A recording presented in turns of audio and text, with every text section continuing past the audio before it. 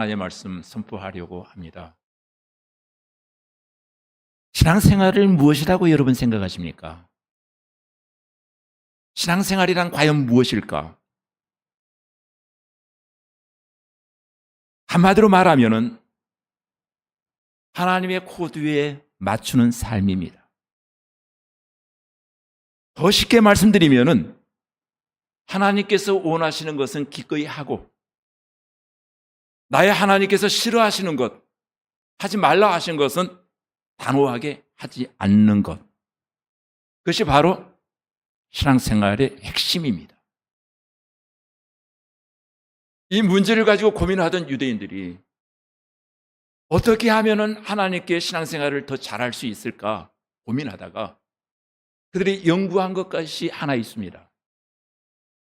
하나님이 하라 하신 것과 하지 말라 하신 것이 무엇인가, 그것이 몇 개나 되는가를 세어보았더니 613개더랍니다.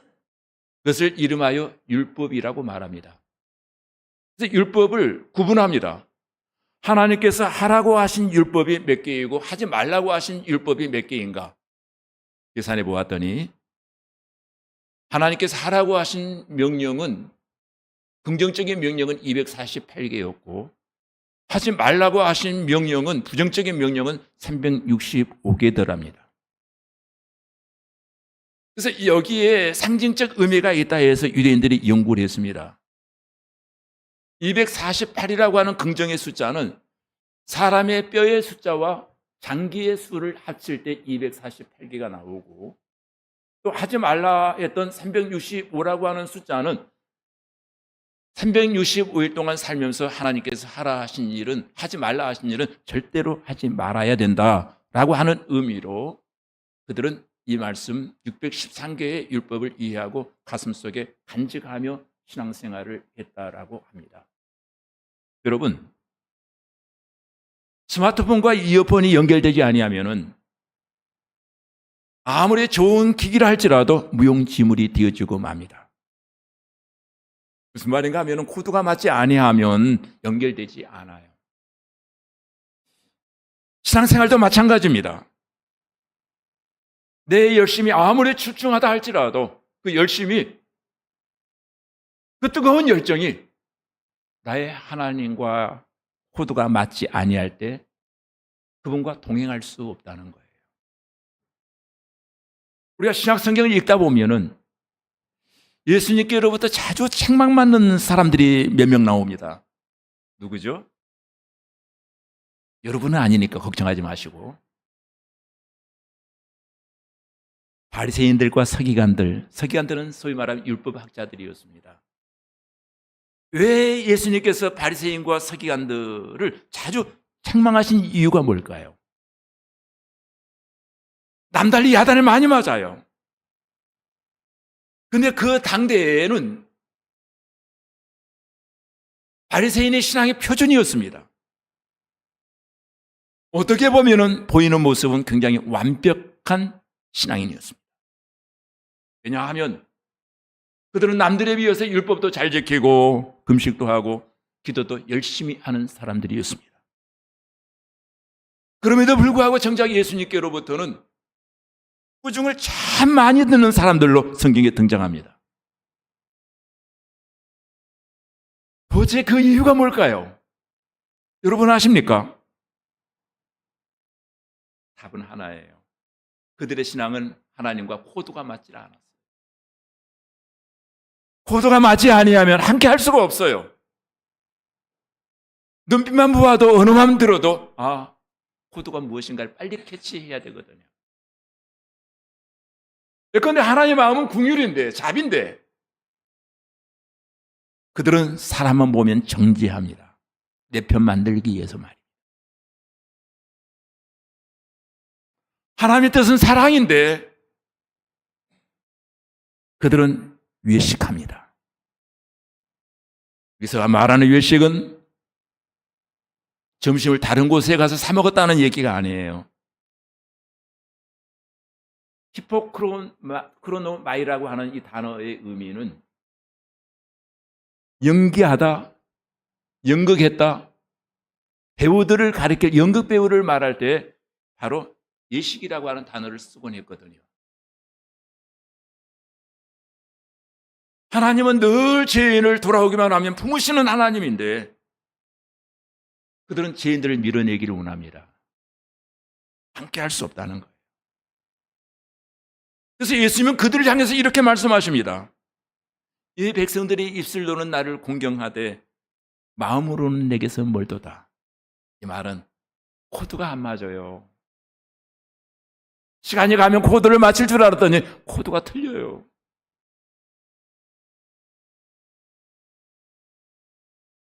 바리새인들은 형식에는 능했지만, 형식에는 그럴듯했지만 마음의 코드가 하나님과 전혀 맞지 않는 거예요.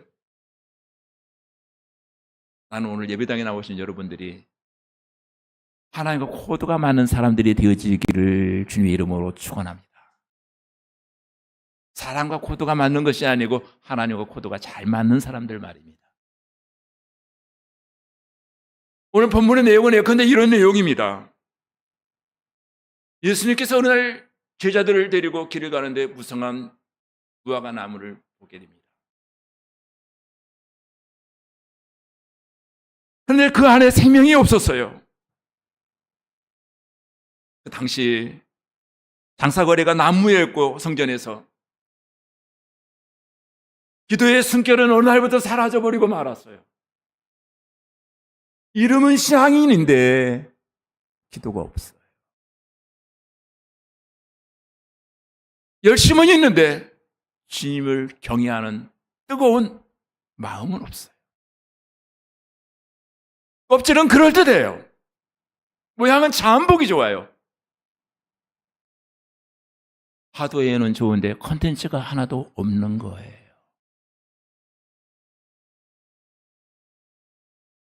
그리고 나름 기도한다고 하는 사람들의 마음을 주님이 들여다보았더니 용서 없는 분노와 자기 사랑만이 가득 채워져 있는 것입니다. 주님이 원하는 것으로 내 컨텐츠가 채워져야 되는데 자기가 원하는 것으로 가득 채워져 있더라는 거예요. 겉으로 보이는 신앙은 멀쩡했지만 하나님께서 기대하시고 바라보시는 실체는 하나도 없는 거예요. 언제 알았느냐고요? 흔들어 보니까 내용이 드러나는 거예요. 혹시 오늘 저와 여러분의 신앙의 실체가 잎만 무성한 무화과 나무의 상태는 아닙니까? 보기에는 번지를 합니다. 근데 중요한 것은 결정적인 순간 열매가 하나도 없어요.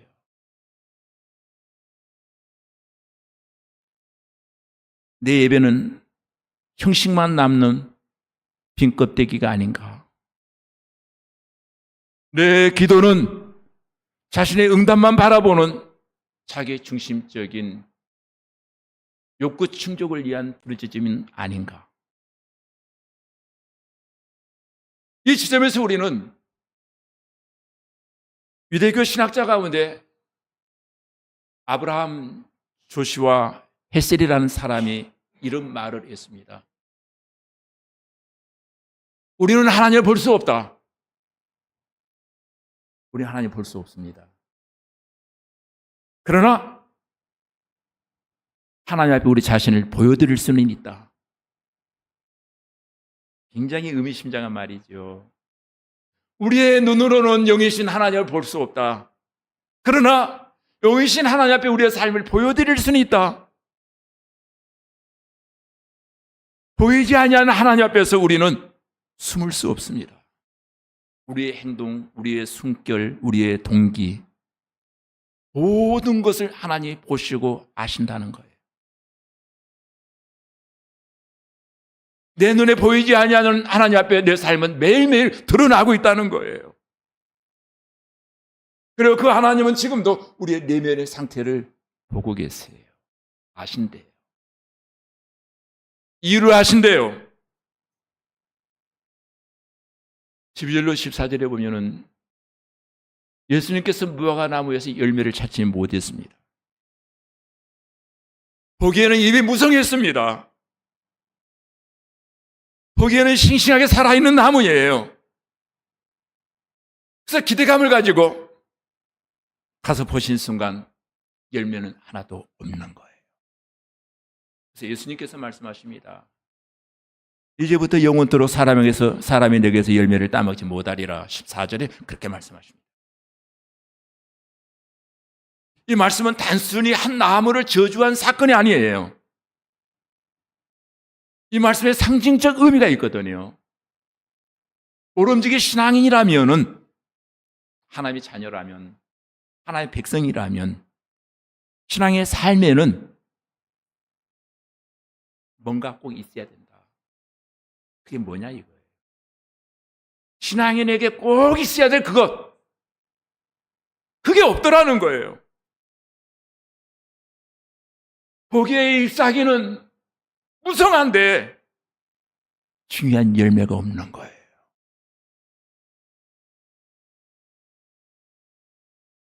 우리는 하루를 살아가면서 신앙적인 말들을 많이 합니다.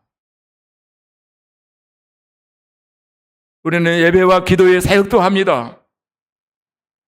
하지만 예수님은 겉이 아닌 속을 보십니다. 오늘 본문에 나오는 무화과 나무처럼 겉은 멀쩡해 보여도 내 삶에 열매가 없다면 예수님 앞에서 그 신앙은 무력하고 공허한 것이.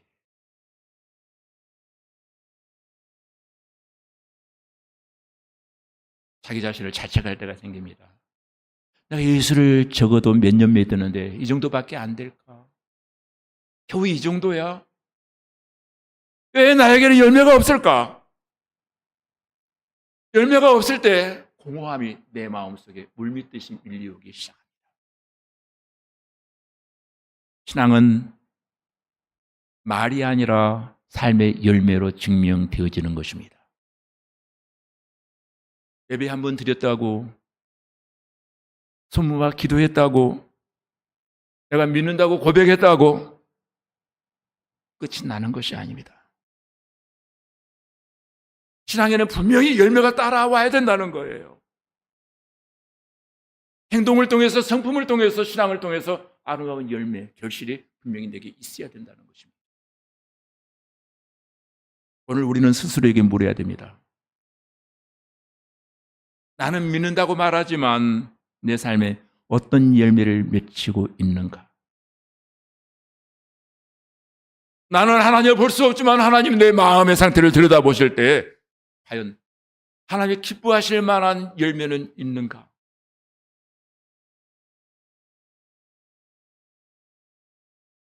그런데 오늘 이 본문을 두고 예수님을 신랄하게 비판했던 철학자 한 사람이 있습니다.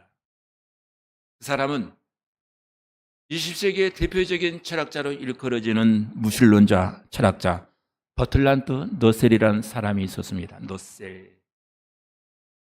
이름 들어보셨을 거예요. 그 사람이 쓴 책 가운데 나는 왜 기독교인이 아닌가? 그래서 그 이유를 설명합니다. 내가 예수를 믿지 못하는 이유가 하나 있다. 예수님이 어느 날 길을 가시다가 무화과 나무를 저주하신 사건을 보았을 때 나는 그것이 매우 비합리적이고 너무 예수님의 감정적인 행동이었기 때문에 나는 예수를 믿을 수 없다.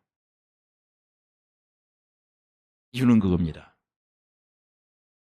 예수는 아무 잘못도 없는 나무에게 짜증을 냈다.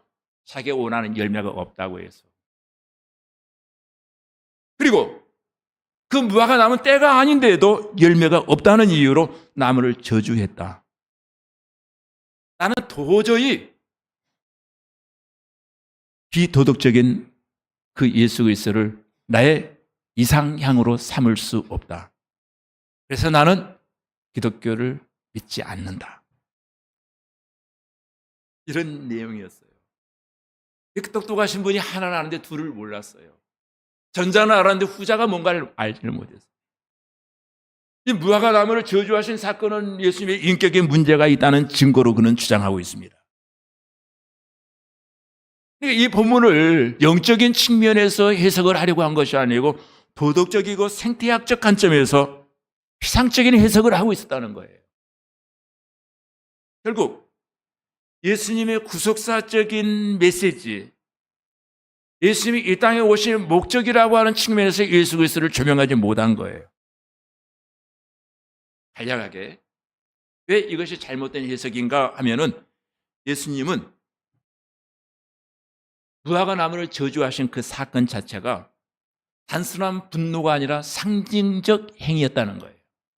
상징적 행위. 당시의 선지자들은 종종 상징적 언어를 통해서 자기가 원하는 메시지를 전달했다는 거예요. 보여지는 표면의 메시지가 아니고 그 메시지 속에는 감추어진 내면의 메시지가 있었다는 거예요. 무슨 말인가 하면은 그 당시 무화과 나무는 이스라엘의 상징이었습니다. 그리고 그 잎은 무성했습니다. 이스라엘의 상징이라 일컬어지는 무화과 나무가 잎은 무성한데 열매가 하나도 없어요. 겉모양은 경건한 것 같아요. 실상은 무기력한 종교로 타락해버리고 만 거예요. 그 당시 종교의 잘못된 실상을 폭로하는 것이었고 그것을 감싸고 실드치고 있는 유대의 서기관들과 바리새인들과 율법학자들을 너희 잘못하고 있다. 신앙생활 잘못하고 있다라고 하는 지적을 하고 있는 행위였습니다. 이 사건은 단순한 나무 하나의 저주가 아니라 무화과 나무라 일컬어지는 이스라엘이 열매 없는 신앙생활을 하고 있다.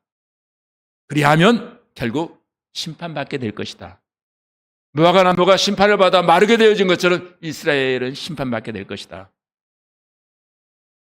열매를 찾으시는 하나님의 마음을 드러내신 사건이었습니다. 하나님은 오늘 우리에게 기대하시는 것이 그겁니다. 눈에 보이는 신앙으로 퍼포먼스 하지 말아라. 사람이 잘 보이려고 모양 가꾸지 말아라. 내 마음 중심에 하나님을 향한 신실한 마음, 경외하는 마음, 영적인 열매는 과연 있느냐? 이 무화과 나무의 사건을 도덕적인 측면에서 바라보지 말아라. 하나님의 시각으로 이 나무를 바라보아라. 하나님께서 원하시는 무화과는 열매를 맺어야 무화과 나무인데 무화과 나무라 일컬어지는 이스라엘 백성들이 종교인들이 열매 없는 신앙생활을 한다면 그것은 위선이야, 외식이야, 그건 가짜야. 너 가짜야! 이 말 하고 있는 거예요. 여러분, 너새는 열매가 없다고 하는 것은 나무의 잘못이 아니라 예수님의 불합리성으로 돌려버린 것입니다. 무화과 나무 야단치신 예수님이 잘못했다는 거예요. 무화과 나무 잘못은 없다는 거예요. 표면적인 메시지는 읽었는데 내면의 메시지를 그들은 보지를 못한 거예요. 하나님 우리에게 말이 아닌 삶의 열매를 보고 싶어 합니다. 신앙 고백이 아닌 신앙의 실천을 찾고 계십니다. 하나님이 기대하시는 것, 이게 하나님이 원하시는 코드예요. 근데 너셀은 똑똑했는데 나무를 저주하신 예수님을 보고 그날 이후로 그는 믿음을 거절해버립니다. 나는 예수 절대 안 믿을 거야. 열심히 했습니다. 그러나 우리는 열매 없는 신앙을 경고하시는 예수님을 보고 우리는 어떻게 해야 됩니까? 우리 예수 믿지 말아야 될까요? 내 신앙을 점검해 보라는 거예요. 너의 신앙 바로 가고 있느냐? 너 예수 믿는다고 말하는데 열매 있어? 어떤 열매 있어? 신앙은 열매로 증명되어지는 거야. 너의 열매를 내게 보여다오. 예수님 우리에게 지금 그렇게 요청하십니다. 두 번째 예수님께서 찾으시는 신앙의 본질은 첫째는 열매였고 두 번째는 기도하는 성전을 찾으신다는 거예요. 예수님께서 성전에 들어가셨을 때 어느 날 그분의 눈앞에 펼쳐진 광경은 성전이 기도의 집이 아니라 시장터였습니다. 저자거리와 똑같았습니다. 소와 양과 비둘기가 팔리고 돈 바꾸는 사람들의 소리로 가득 찬 성전. 어디에도 마음과 뜻을 모아 손을 모아 기도하는 사람은 찾아볼 수 없는 겁니다. 하나님 성전에 나와서 거룩한 떨림이라고 하는 것은 찾아볼 수가 없어요. 이 장면을 리얼하게 표현한 영화 하나 소개합니다. 킹 오브 킹스라는 영화가 요즘 인기리에 방영되어지고 있는데 애니메이션 영화입니다. 자녀와 함께 보기에 딱 좋은 영화 같습니다. 예수님의 생애를 다룬 영화인데 바로 성전에서 예수님이 분노하시는 장면을 아주 리얼하게 다루고 있어요. 아주 강추합니다. 기회가 되면 이번 여름 가기 전에 꼭 자녀들과 함께 그 영화를 메가박스에서 한번 보시기 바랍니다. 예수님의 거룩한 분노, 그 광경을 예수님은 보시고 성전을 뒤엎으셨습니다. 기도해야 될 곳에는 기도가 없고 성전이 소곤소곤 장사하고 흥가르고 끼리끼리 모여있고 웅성거리는 그 장소, 이건 성전이 아니에요. 예수님이 외치십니다. 내 집은 만민이 기도하는 집이야. 조금의 이득을 얻으려고 너희들이 강도의 소굴을 만들고 있잖니. 이건 아니잖아. 이 거룩한 책망은 성전이 성전으로서의 기능을 다하지 못하고 있었던 거예요. 장사치들의 조그만 이득은 보장되어지고 있지만은 하나님 앞에 거룩성이 유지되어야 될 성전의 거룩성이 사라져버린 거예요. 예수님은 화가 났습니다. 그래서 분노하신 거예요. 나는 이 분노를 거룩한 분노라고 생각합니다.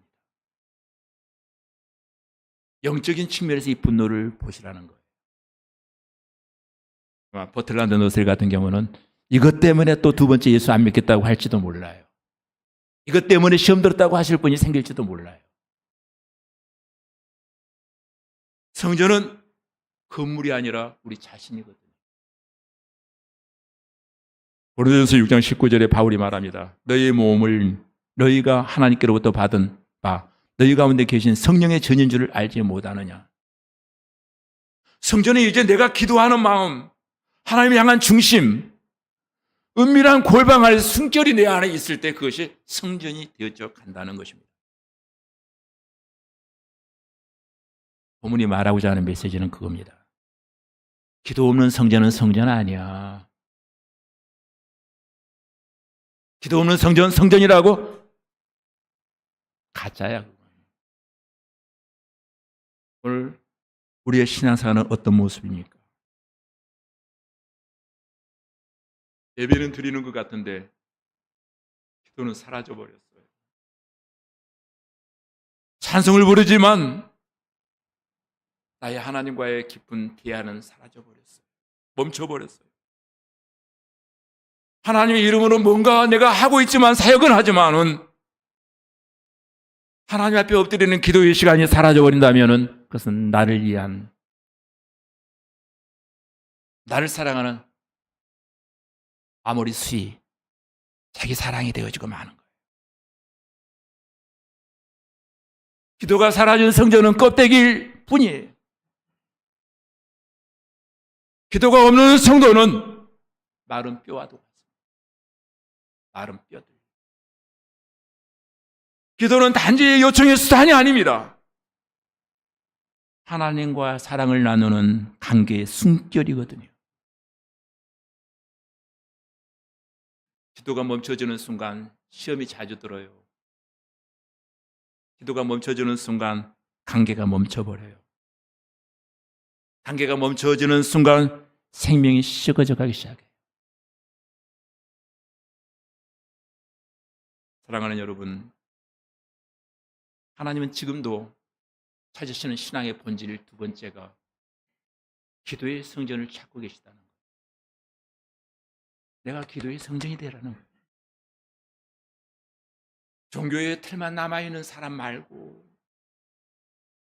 마음 깊은 곳에서 하나님과 교제하기를 원하는 사람, 매일매일 하나님을 향한 타는 목마름으로 세상의 모든 것이 다 얻었다 할지라도 난 하나님 없이는 살 수 없어. 난 오늘도 하나님의 이름으로 하루를 열어가기를 원합니다. 하나님과 대화하며 동행하기를 원합니다. 주님이 말씀하십니다. 내 집은 만민이 기도하는 집이야. 내 집. 성전이 내 집이랍니다. 그 집이, 그 심령이 오늘 나의 것이 되어지기를 주님의 이름으로 축원합니다. 하나님이 찾으시는 신앙의 본질 세 번째는 용서하는 마음입니다. 24절에 이렇게 말합니다. 무엇인지 기도하고 구한 것은 받은 줄로 믿으라. 그리하면 너희에게 그대로 되리라. 여기까지는 믿음의 능력과 기도의 응답을 말씀하시는 것처럼 보여집니다. 하지만 예수님께서 진짜 하시고 싶은 말은 25절에 나옵니다. 서서 기도할 때에 아무에게나 혐의가 있거든 용서하라. 그리하여야 하늘에 계신 너희 아버지께서도 너희 허물을 사하여 주시리라. 믿음의 기도는 용서 위에 서야 된다는 거예요. 목사님, 저의 마음속에도 용서할 수 없는 사람들이 있습니다. 용서하고 싶지 않은 사람들도 있습니다. 그러나 기도는, 하나님이 원하시는 기도는 용서하는 기도를 원하신다는 거예요. 예수님은 산을 옮기는 믿음을 말씀하시면서 이 믿음이 반드시 용서의 마음과 연결되어야 함을 강조하고 있습니다. 일까요? 본문을 연구하는 가운데 답을 얻었습니다. 기도는, 내가 부르짖는 기도는 하나님께 올려주는 하나님과의 대화이지만은 용서는 땅 위의 사람과 맺는 관계의 회복이거든요. 하나님과 관계는 사람과의 관계를 예면한 채 유지할 수 없다는 거예요. 기도하는 자가 용서하지 아니한다면은 그 기도는 은혜의 통로가 아니라 막힌 하수관처럼 되어지고 만다는 것이었습니다. 하나님의 받은, 하나님 내게 주신 은혜는 누군가에 흘러가야 된다는 거예요. 하나님이 나를 용서하셨다면은 그 용서가 나에게 멈추지 말고 누군가에 흘러가야 그것이 진짜 복음이 되어진다는 거예요. 내가 누군가를 미워하고 품지 못하고 끊어버린 채 기도만 열심히 한다면은 하나님은 그 기도의 열심보다 마음의 깊이를 보신다는 거예요. 다시 한번 강조합니다. 기도는 하나님께 열린 것이고 용서는 사람에게 열린 것입니다. 이 두 가지는 따로따로가 아니에요. 한 사람의 신앙 안에 동시에 열려야 하는 두 개의 문이라는 거예요. 기도는 하나님께 열리는 것이고 용서는 사람을 향해 열리는 문이라는 거예요. 만약에 구성한 이파리만 있는 무화과 나무처럼 하나라도 닫혀 있다면은 그 신앙은 열매 맺지 못하고 막히게 된다는 거예요. 기도는 하늘을 여는 힘이고 용서는 마음을 여는 능력이라는 것입니다. 하나님이 찾으시는 것 세 가지를 제가 말씀드렸습니다. 신앙의 본질, 첫 번째는 열매입니다. 하나님은 내가 기도하는 성전이 되기를 원하십니다. 세 번째는 내가 기도한 이후에 용서하는 마음을 품고 살아가기를 원한다는 거예요. 요한복음 13장 35절에 이렇게 말합니다. 너희가 서로 사랑하면 이로써 모든 사람이 너희가 내 제자인 줄 알리라. 열매 맺는 신앙, 기도하는 성전, 용서하는 마음, 이 세 가지를 하나님이 찾으신다는 거예요. 하나님이 원하시는 신앙의 본질은 이 세 가지라는 거예요. 여러분, 말씀을 마치려고 합니다. 러시아의 유명한 문학자 가운데 도스토예프스키라는 사람이 있는데 그 사람이 쓴 책 가운데 카라마조프가의 형제들이라는 책이 있는데 그 책을 통해서 노수녀가 하나 등장합니다. 아주 나이 많은 수녀의 입을 통해서 이렇게 말합니다. 하나님은 인간의 위대한 업적보다도 눈물 한 방울을 더 귀히 여기신단다. 그 말씀은 우리에게 굉장히 도전적으로 다가옵니다. 하나님은 사람이 이 땅에 사는 동안 얼마나 큰 일을 했느냐, 이거 보지 아니하시고, 사람이 얼마나 많은 일을 가르쳤느냐, 어떤 직분을 가졌느냐, 어떤 위치에 있었느냐, 그보다도 하나님이 기억하시는 것은 그분의 회개의 눈물을 보신다는 거예요. 하나님 보시는 회개의 눈물, 그것이 오늘 우리에게 있어지기를 원합니다. 나는 지금 무엇을 하나님께 드리고 있는가? 성과인가? 눈물인가? 행위인가? 진심인가? 형식인가? 고백인가? 하나님은 열매 없는 무화과 나무 아래서 오래 머무르시지 않습니다. 거룩을 잃어버린 성전을 기뻐하지 아니하십니다. 그리고 용서 없는 마음에서 나오는 기도를 하나님은 듣지 아니하신답니다. 사랑하는 성도 여러분, 하나님은 오늘도 우리 안에서 너에게 열매 맺는 믿음이 있느냐? 너의 마음에 기도하는 성전이냐? 그리고 용서하는 마음을 갖고 너는 살아가고 있느냐? 그분이 찾으시는 세 가지가 신앙의 본질입니다. 세 가지 본질. 열매를 생각해 보십시다. 열매 맺는 가을이 왔습니다. 하나님, 가을이 오면 열매로 하나님 앞에 복원되어지기를 원합니다. 내게 열매를 주옵소서. 이 가을, 기도하기 좋은 계절이 왔사오니 내 마음이 기도의 성전이 되어지기를 원합니다.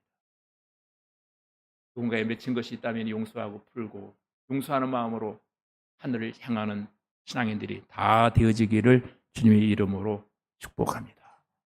기도하시겠습니다. 사랑의 아버지 하나님,